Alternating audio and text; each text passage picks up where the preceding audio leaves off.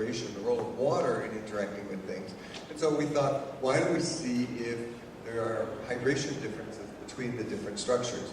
Unfortunately, we can only talk about one of the structures today, so I will only be telling you about that one, but hopefully the story will continue later on.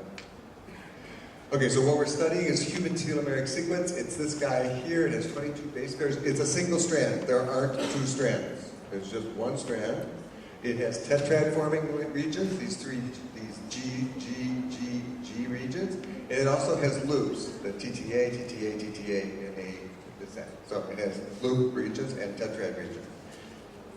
It's 22 base pairs, and like I said, it's single-stranded. There is not a complementary strand. It does it all by itself, and it forms one folded structure which is stabilized by tetrads.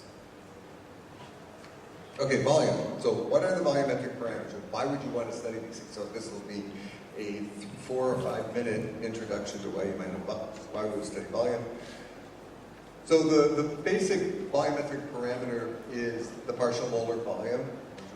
V, however, generally we don't measure the partial molar volume. We measure the volume change of something, so as a conformational change or as a reaction change. And everybody always gets freaked out about volume. They go, oh my God, it's volume. What can it be? And it's really silly that people get so weirded out about volume because it's much more intuitive than enthalpy. So, I mean, I tell you that, oh, it's hydrolyzers, the delta H of 37 kilojoules per mole, and everybody will nod knowingly. I mean, show me a kilojoule. If I tell you it's hydrolyzed with a delta V of 37 milliliters or cubic centimeters per mole, well, you know how big a cubic centimeter is. You know how big 37 of them are, that big. And there's actual spatial considerations that are realized when you're measuring volume changes. Volume and pressure are as legitimate thermodynamic parameters as temperature and enthalpy. They're not equal, obviously, but they are the same. It's a thermodynamic basic property of the system. And so what we're studying here is generally the volume change. And as with enthalpy or delta G or delta S, the delta V is equal to the products minus the reactants, the partial molar volume of the products minus the reactants. You can also measure the change in the free energy as a function of pressure, and this is one of the things that we won't get into it, but we do this in the lab too.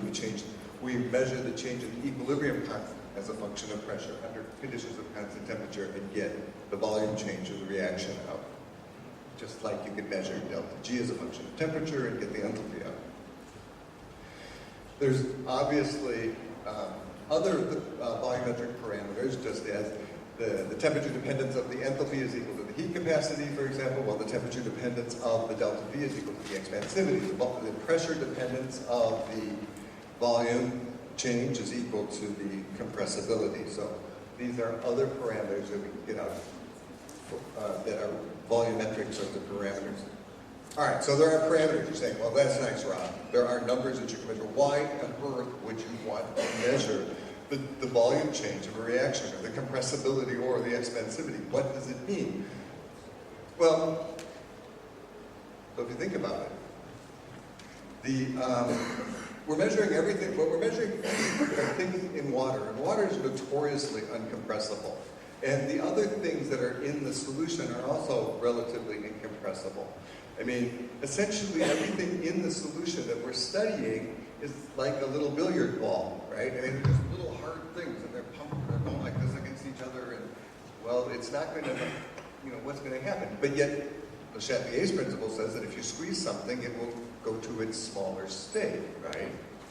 So, why is it that, despite the fact that everything's a billiard ball, when we squeeze it, that this parameter, dGdP, is not equal to 0? Because if there was really no way for anything to adjust, there would be no shift in the equilibrium.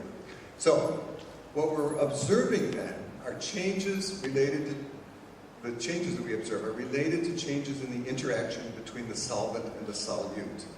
And that's what we're interested in the lab, are solvation changes as a function of the extent of the reaction or as a function of conformational changes.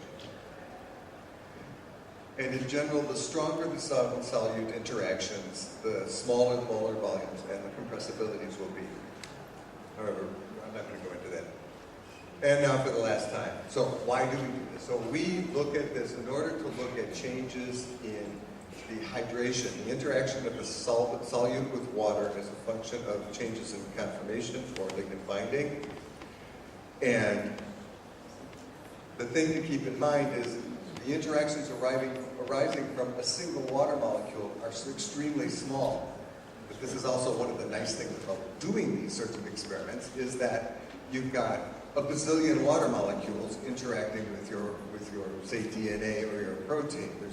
They have very large surface areas, and a typical protein, sort of 20, 30,000 kilodalton, 30,000 Dalton protein will have a number of water molecules equal to several thousand water molecules. So changes in a few of them can lead to observable changes. Oops. The systems that have been studied have shown that, and I won't go into this, have shown that for biological molecules, changes in hydration can contribute 50 to 75% of the total free energy of the system.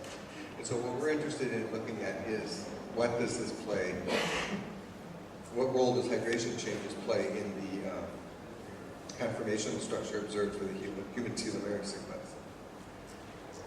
Fortunately, we've done, I don't know, something like 90% of all the volumetric studies on DNA that have ever been done in my lab, and so we're up to speed on doing stuff in DNA. And DNA in general, when you squeeze it, is kind of boring, actually. It does indeed get smaller, but all that happens is it's generally stabilized by high pressure. It's rarely destabilized, and the changes that you observe are actually quite small. We didn't think this would be the case with a telomeric sequence because you've got this reaction happening. It's a single strand. You're going from a coil to form a tetraplex, and you're also binding 3 sodium ions. So we're going to have a delta V that's going to be equal to the tetraplex conformation minus the partial molar volume of the coil conformation. And in addition to that, the reaction is reversible. So we're taking essentially a string and we're folding it up and putting 3 charges in the middle of it. So what we wanted to do then is, at the same time, because we just had somebody new join our faculty who also does volume stuff. We have 3 people in the Faculty of Pharmacy studying volume things. I'm the pressure guy. So we have somebody who does pressure stuff. We have somebody who does densitometry, among other things. And we just got somebody who does pressure perturbation calorimetry. And I'm not going to go into the 3 techniques. I will if you want me to later on, but not right now. And so we were going to be, for the first time, looking at the volume change for a conformational, for the coil to structure formation of a human telomeric sequence, and it was also going to be the very first straight-up comparison of these 3 ways of measuring a volume change. And there's a saying in English, maybe American too, that a man with 2 watches never knows what time it is, and so a man with 3 volumetric techniques may never know what the volume change was, so we shall see. Okay, so I'm just going to go through these one at a time. This is the vibrating tube densitometry. Like I say, I can explain these further one-on-one if you like, or in the question period. This is the only one that actually measures the volume. It's nice to have a technique when we're measuring volume changes that actually measures the volume, but this is the only one we're using where you actually get a V instead of delta V out. And it's also independent of the reaction mechanism, so that's nice too. You don't have to have a reaction model in order to figure out what the volume change is. Here we have it as a function of temperature. You have the partial molar volume on this axis, the temperature on this axis, and here's the folded state. And you can say as you increase the temperature, it goes up a little bit. Here's the unfolded state, and it's a little higher. And what you need to do is you extrapolate back to here with the unfolded and up to here with the folded. From other knowledge, we know there's a transition in here, and we measure the difference between up here and down here, and that will give us the volume change at the transition temperature. I'm saving the punchline for later. The second technique is pressure perturbation calorimetry. In this case, it's essentially a normal calorimeter in that it can detect very, very small temperature changes, and you offset the temperature changes by putting small currents through. And what we do for pressure perturbation calorimetry, however, is in addition to changing the temperature it's stepwise in this case, instead of doing it smoothly, you give it little pulses of pressure, and you look at the amount of energy necessary to return the system back to the same temperature it was after you had perturbed the pressure.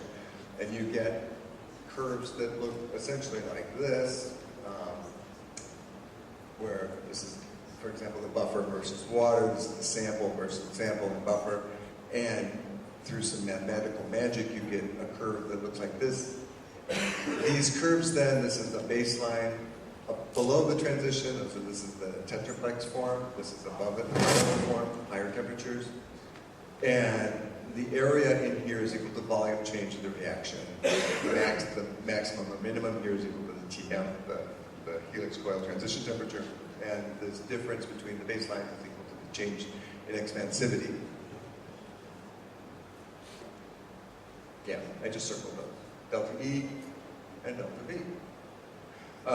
The easiest one, and from my point of view, the coolest one, just because I do it, is the high pressure one. And in this case, we have the sample in a cuvette in a cell that will go to roughly 400 megapascals, which is 4,000 bar, which is about 60,000 psi.